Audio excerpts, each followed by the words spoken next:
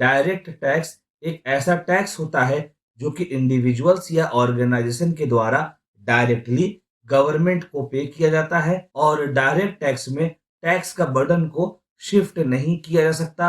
वहीं दूसरी ओर indirect tax intermediary जैसे कि सेलर या मैन्युफैक्चरर के द्वारा कलेक्ट किया जाता है और अल्टीमेटली इनडायरेक्ट टैक्स का बर्डन कस्टमर्स पर आता है। दूसरी तरह से कहा जाए तो इनडायरेक्ट टैक्स में टैक्स का बर्डन बिजनेसेस, कंज्यूमर, कस्टमर तक शिफ्ट कर देते हैं। डायरेक्ट टैक्स में जो व्यक्ति या एंटिटी अर्न कर रहा होता है उसकी रिस्पॉन्सिबिलिटी होती है टैक्स पे करने की।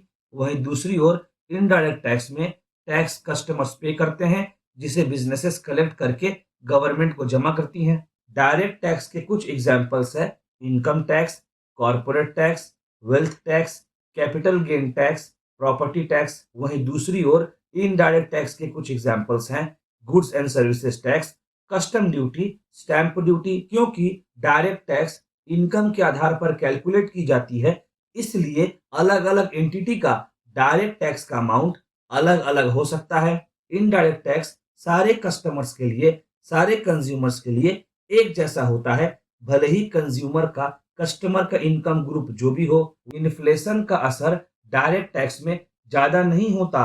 वहीं दूसरी ओर इनडायरेक्ट टैक्स में इन्फ्लेशन का असर देखा जा सकता है। डायरेक्ट टैक्स में टैक्स चोरी का चांसेस बहुत ज्यादा होता है। वहीं दूसरी ओर इनडायरेक्ट टैक्स में टैक्स इवेजन का चांसेस, टैक्स चोरी का चांसेस कम होता है। आमतौर पर डायरेक्ट टैक्स के पूरे प्रोसेस को मैनेज करना थोड़ा कॉम्प्लेक्स होता है। वहीं दूसरी तरफ इनडायरेक्ट टैक्स को कलेक्ट करना और मैनेज करना कंपैरेटिवली आसान होता है। डायरेक्ट टैक्स का अमाउंट बिजनेसेस और इंडिविजुअल्स के इकोनॉमिक परफॉर्मेंस पर डिपेंड करता है।